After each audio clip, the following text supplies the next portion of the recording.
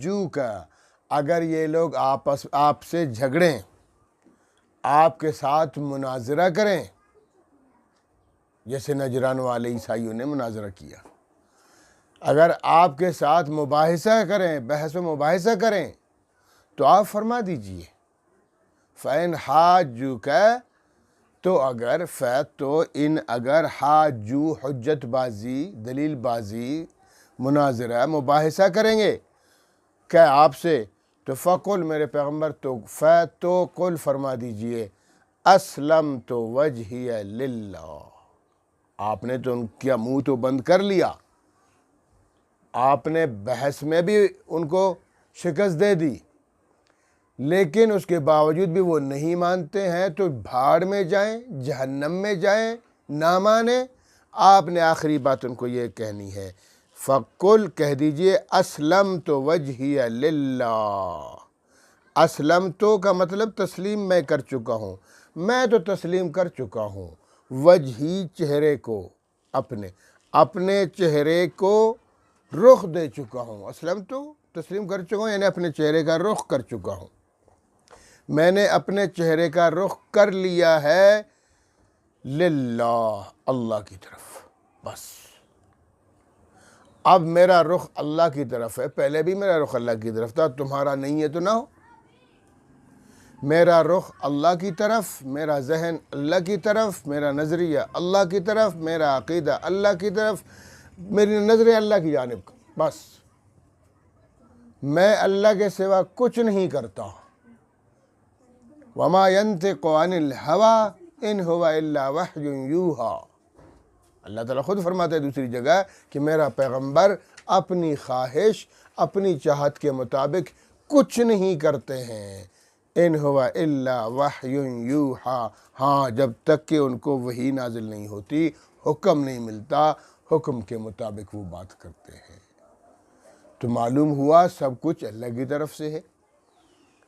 اللہ کے سوا سب غیر اللہ ہیں، خود بھی حضور غیر میں آ گئے صلی اللہ علیہ وسلم، تمام انبیاء غیر اللہ میں ہیں، اور ہمارے پاکستانی، انڈین، بنگلہ دیشی جدید مسلم، وہ پھر اللہ کے رسول کو غیب دان بھی کہتے ہیں، اللہ کے رسول صلی اللہ علیہ وسلم کو حاضر و ناظر بھی سمجھتے ہیں، اللہ کے رسول صلی اللہ علیہ وسلم کو مختار کل بھی سمجھتے ہیں، اللہ کے رسول کو عجیب نظریہ رکھتے ہیں۔ بھائی حج کے لیے بھی حضور کو دعا کر رہے ہیں، نعتیں پڑھ رہے ہیں حضور کے لیے، ہمیں حج پہ بلا لیں۔ روضہ اقدس کی زیارت کے لیے بھی حضور کو بلایا جاتا ہے کہ اللہ کے رسول، آپ کو اختیار ہے، آپ ہمیں بلا سکتے ہیں، آپ ہمیں ٹھکرا سکتے ہیں، آپ کی مرضی ہے، ہم تو کچھ بھی نہیں ہیں۔ لا حول ولا قوت الا باللہ۔ حضور تو فرماتے ہیں میں اللہ کے حکم کے علاوہ کچھ نہیں کرتا، حضور تو فرماتے ہیں میں غیب نہیں جانتا، حضور تو قرآن میں ہی فرماتے ہیں، قرآن سے حضور کے زبانی کہلوایا گیا کہ میں غیب نہیں جانتا، اس کے باوجود بھی کہتے ہیں۔ اور اللہ کے خود کہہ دیا کہ حکم صرف اللہ کا چلتا ہے، اللہ کے سوا کسی کا نہیں چلتا۔ پیغمبر دنیا میں آئے، جتنے بھی پیغمبر آئے، وہ سب احکامات الہیہ کو ہم تک پہنچانے کے لیے، وہ ہمارے ہیرو ہیں، ہمارے لیڈر ہیں، ہمارے پیشوا ہیں، ان کی اطاعت فرض ہے، جیسے انہوں نے کیا ہم بھی اسی طرح کریں، بس۔ باقی حکم تو وہ بھی اللہ کا ہی دیتے ہیں ہمیں، مشکل گشا اللہ ہے، حاجت روا اللہ ہے، مختار کل اللہ ہے، ملکیت اللہ کی ہے، قدرت اللہ کی ہے، اولاد دینے والا اللہ ہے، پکار کے لائق اللہ ہے۔ اس طرح کفر کیوں کرتے ہیں، شرک کیوں کرتے ہیں؟ اگر اللہ کی ذات میں شریک نہیں ٹھہرا رہے ہو تو اللہ کی صفات میں تو شرک کر رہے ہو نا، نہ کیا کرے۔ تو فرمایا کہ فقل، آپ کہہ دیجئے میرے پیغمبر، اسلمت وجہی للہ، میں نے اپنے چہرے کا رخ اللہ کی طرف کر لیا ہے، میرا چہرہ اللہ کی طرف ہے، میں اللہ کے حکم کے سوا کچھ نہیں کرتا۔ سیدنا ابراہیم علیہ السلام کی باتوں کا تذکرہ، ان کی تقریر بھی قرآن میں یہی کہا گیا ہے کہ ان صلاتی و نسکی و محیای و مماتی للہ رب العالمین، اے میرے رب، ابراہیم علیہ السلام فرما رہے ہیں، ان صلاتی و نسکی، میری نماز، میرا حج، و محیای و مماتی، میری زندگی اور میری موت، میرا جینا اور میرا مرنا للہ رب العالمین، سب کچھ للہ کے لیے، اللہ کے لیے جو رب العالمین ہے۔ پیغمبر تو یہی ہے، سب سے بڑے پیغمبر محمد صلی اللہ علیہ وسلم بھی یہی کہہ رہے ہیں، دوسرے بڑے پیغمبر ابراہیم علیہ السلام بھی یہی کہہ رہے ہیں، موسیٰ علیہ السلام تیسرے بڑے پیغمبر ہیں وہ بھی یہی فرما رہے ہیں، عیسیٰ علیہ السلام چوتھے بڑے پیغمبر ہیں وہ بھی یہی کہہ رہے ہیں، تمام انبیاء یہی کہتے ہیں کہ الحکم للہ، حکم اللہ کا چلے گا، اللہ کے سوا کسی کا نہیں چلتا، بلاتا بھی اللہ ہی ہے، ٹھکراتا بھی اللہ ہی ہے، دیتا بھی اللہ ہی ہے،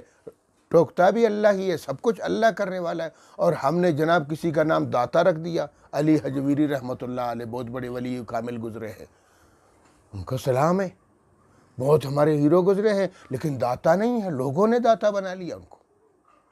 داتا تو اللہ ہے، دینے والا اللہ ہے۔ اور اسی طرح جناب پیران پیر شیخ عبد القادر جیلانی رحمۃ اللہ علیہ بہت بڑے ولی کامل گزرے ہیں، لیکن لوگوں نے تو جناب ان کو نبی تو کیا ہے خدا تک پہنچا دیا۔ ایسی بکواس کرتے ہیں لوگ حضرت جیلانی رحمۃ اللہ علیہ کے بارے میں کہ وہ انشاءاللہ مزار سے بھی ان پر لعنت کرتے ہوں گے کہ لعنت ہو تم لوگوں پر، مجھے کیا بنا دیا تم لوگوں نے، خدا بنا دیا، نبیوں سے بڑھا دیا۔ لا حول ولا قوت۔ توحید اپناؤ، اللہ کی وحدانیت کا پرچار کرو، اللہ کی وحدانیت ہی پوری کائنات کی روح ہے۔ کس طرح اللہ کی وحدانیت کرو؟ پیغمبر کی اطاعت کے مطابق، یہ ہے دین، بس اللہ کی وحدانیت، پیغمبر کی اطاعت، یہ دین ہے، اس کے علاوہ تمہاری ساری خرافات ہے، نہ کرو اس طرح سے۔ تو فرمایا میرے پیغمبر فقل، فرما دیجئے اسلم تو میں اپنا رخ کر چکا ہوں، اسلم تو میں رخ کر چکا ہوں اپنا وجہی، اپنے چہرے کا رخ کر چکا ہوں للہ، اللہ کی طرف، صرف میں نہیں، ومن اتبعن، میرے متبعین بھی، میرے پیروکار بھی، میرے اطاعت گزار بھی۔ ہاں تو دیکھا اللہ کے رسول سے کہلوا رہے ہیں اللہ تعالیٰ، اللہ کہہ رہے ہیں نبی کی زبانی، ومن اتبعن، کہ میرے پیغمبر آپ کہہ دیجئے کہ میرا رخ بھی اللہ کی طرف ہے، میں بھی سب کچھ چھوڑ چھاڑ کے اللہ کے حکم کا انتظار کرتا ہوں، میرا عقیدہ اللہ کے لیے، میرے نظریات اللہ کے لیے، سب کچھ اللہ کے لیے ہے، کرنے والا بھی اللہ ہے۔ حدیث پاک میں ہے کہ درخت کا ایک پتا بھی نہیں ہلتا جب تک اس کو اللہ کا حکم نہ ہو۔ اور پھر تم لوگوں نے جناب اولیاء کرام کو، انبیاء کرام کو یہ سارے اوصاف دے دیے جو اللہ کے اوصاف ہیں۔ اللہ کے سوا کچھ نہیں ہوتا، کچھ نہیں ہوتا۔ والامر للہ، حکم صرف میرے رب کا چلتا ہے اور کسی کا نہیں چلتا۔ پیغمبر اللہ کے متبعین ہیں، پیغمبر، اولیاء، صلحاء، خلفاء اور اصحاب رسول، یہ سب اللہ کے حکم کو پھیلاتے رہے، خود بھی حکم پر چلتے رہے، ہمیں بھی یہی کہتے رہے، ہمیں اللہ ان کے نقش قدم پہ چلنے کی توفیق دے، بس شرک سے اللہ ہمیں بچائے۔ تو فرمایا